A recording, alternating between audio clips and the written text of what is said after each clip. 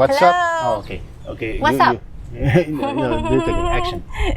What's up? Hey, I'm Yan. I'm Bow.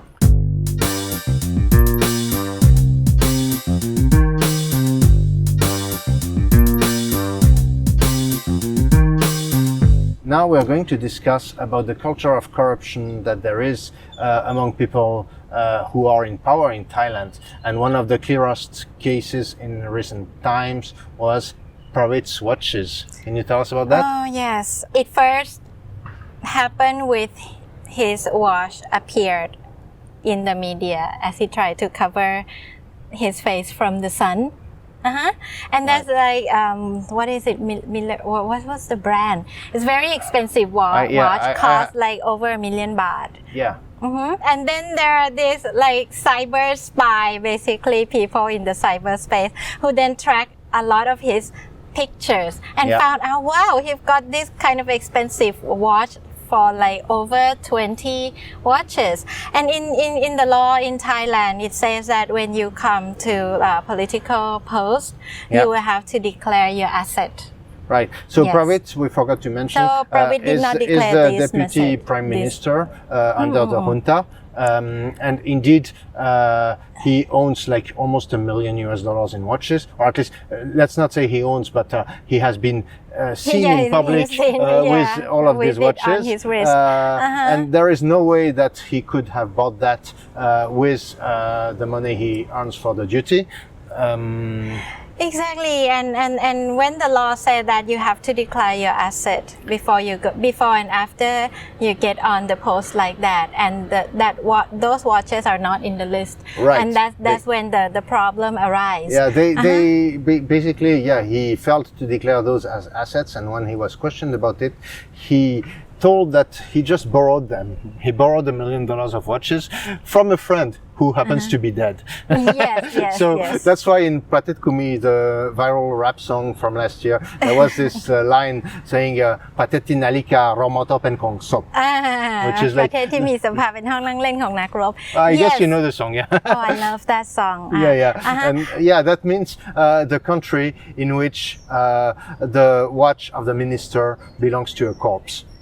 Yes, exactly. And actually, there's one point that the public usually miss. Actually, there are two laws for that is relevant to this. One is that you have to declare your asset, right? Okay, when you say you borrow from your friend and they say if it's the thing you borrow, you don't have to declare.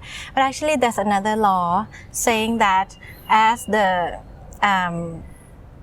politician or government officer in the post, you are not allowed to take any asset or benefit which has the value of over 3,000 baht. All right. You're not allowed to take any. So he should not have borrowed these watches, basically. But still. Yeah, because it is, even when he says borrow, it's the benefit. And the law prohibits to take that of over 3,000 baht from anyone who's not your relative. And yet the Anti-Corruption Commission cleared him. Yes, and they use the word like it is like the traditionally legal. So basically, if it's the prime minister, the deputy prime minister in power, then it's a custom. If it was an opposition member, it may have been a crime. Right? I don't know, but basically this is what's happening, and it's quite depressing because if you know the intention of the law, it prohibits all the government officials from taking the benefit like this because to prevent the conflict of interest, right? Exactly, yeah. Even the Queen of England, there's a rule for her not to take anything over a certain amount of pound, which I used to calculate is just close to 10,000 baht, which you know is less than the cost of my handbag.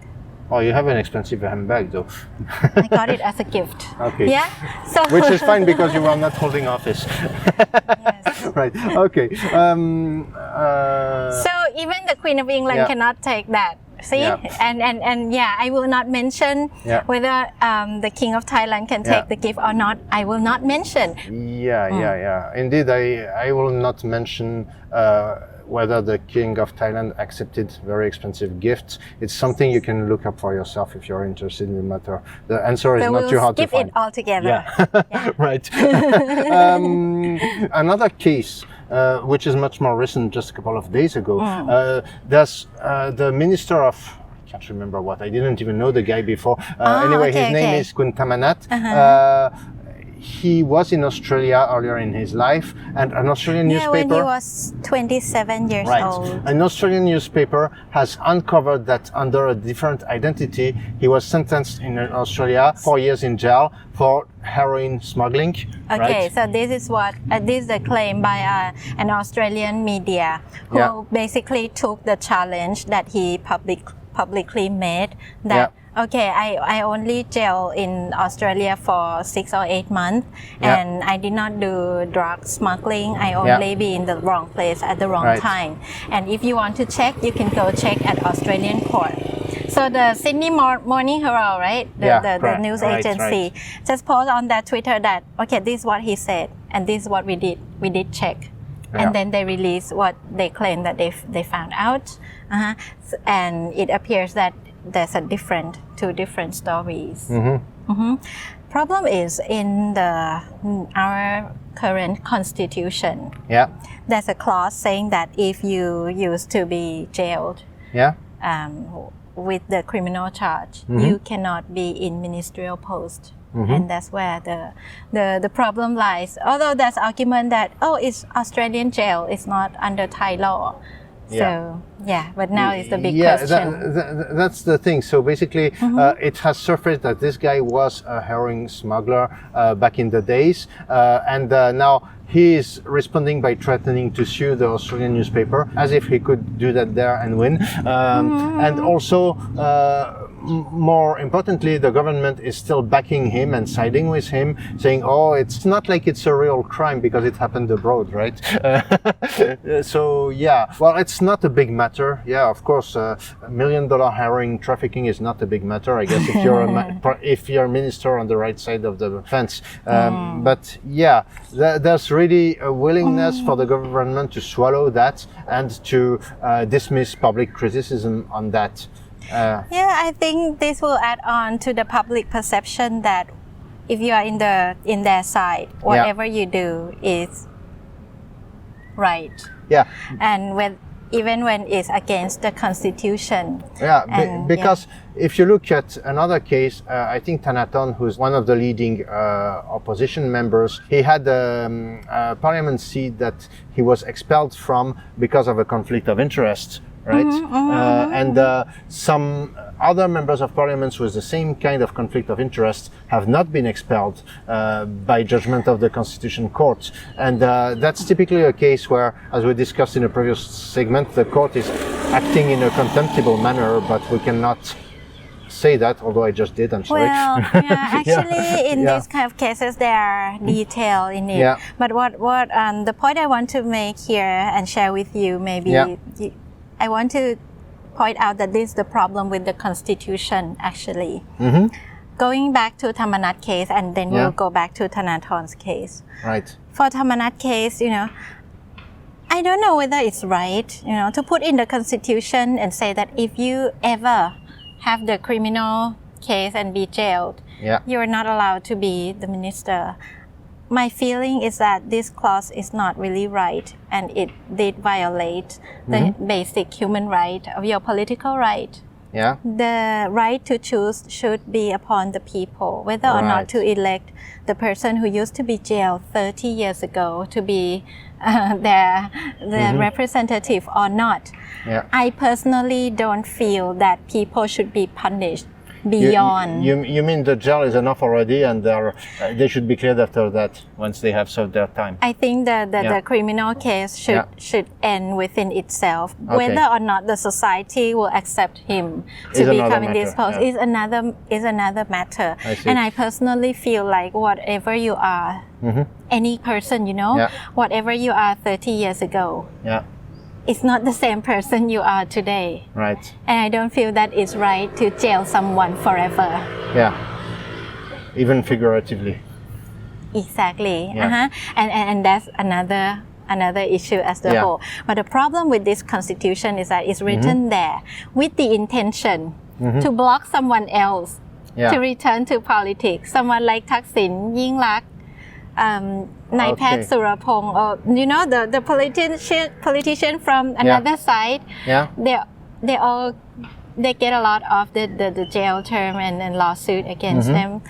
It's written with the intention to block those people, but now it's like boomerang returning to your side. Right. And this is constitutional problem in my view. Back to Thanathorn's issue. By trying to block people who has the share in a corporate or a company with the media business in the list. Right. It's not reasonable and it's not practical. First of all, any company in Thailand, when you register a company, you can list down like 40 objectives. You may want to sell noodle. But in the list of objectives, you have the right to do printing business, the right to do export business, the right to do all kinds of business. And what you actually do is selling noodles. And this is what happened with many of the MPs. They have those in the long list. One of them is the media business. And they did not actually do media business. Does Thanathorn actually do media or not? Thanathorn company, that company used to hold a lifestyle magazine, but the business stopped 2 years ago. So he was no longer doing it when he did politics. Yes, so but whether or not, that can be judged by the evidence. The point is it reasonable to prohibit anyone in media business to go into politics? Because in reality, you cannot really get rid of the media influence anyone can have. For example, Thanathorn may not hold a media business at all. But he may have influence over a few fan pages that his friends set up to support him. He may have influence over a news media agency who is his close friend, and then they cheer him up and it influenced the voters. And I think this should be freedom of press and freedom of speech and freedom of people to judge. As you say, once you know it, you just build your administrative situation in a way that doesn't show any connection to media business, and you do whatever else in reality. You can even do more. You can even pay as advertisement under the table or whatever. So it doesn't make sense. And when you put this in the constitution, it creates this kind of problem, and this is another problem of this constitution that should be amended. So the junta create a lot of problem for us to solve afterwards. But there is the fact that some other MPs who were on the government side had the exact same conflict of interest but were cleared, right? Not yet. It's still in it's still in process. It's still in the process. And and for those, the difference is that they have this media business in the list of objective when they register the company. But there is no proof yet whether or not that company used to have media business. So for Thanathorn case, the issue was that company actually used to have, even though it's a lifestyle magazine and it's not political, and it's it claimed to stop the business already, but there are differences. So when we look at the legal case, there are these differences. Complicating, isn't it? Right. Because then we can't say outright that the Constitution Court has been misbehaving, although we can suspect it. To be fair, yes, exactly. Right. There seems to be an imbalance. It's like the court is under the informal authority of whoever is in power and will go wherever the wind blows, and to the detriment of the opposition and therefore of the overall quality of governance. And we do have other examples where they have been discriminated against two sides of the fence. For example, when they dissolved or banned the Thai Raksa Chat Party with the reason that they did something against a democratic system. But there's another petition to ban Palang Pracharat Party with the same reason, because the leader of the party have created this system which is against democratic system. Bar to bar, comparing apple to apple, you see one party is treated in one certain way and another party is just getting away with it. Right. Yeah? So we yeah, have other examples yeah. to elaborate The system this is point. basically not fair. I would say, yeah, it echoes how the system is also between the rich and the poor. You know, if you're rich, you can drive your Ferrari at a crazy speed and kill a cop on the street, and then and then get away. and then the charge never hits you. Whereas when you're poor, you may be part of the prison population of Thailand, which is the highest recorded in Asia. Actually, yeah, we have more than 400 prisoners per 100,000 populations in Thailand. And that is the highest rate in Asia. Although, I mean, North Korea does not publish its statistics, so we don't know about North Korea. And yeah, China, as you mentioned, may downplay its own statistics, so we're not sure as well. But still, I mean, Thailand is really a country that imprisons a lot.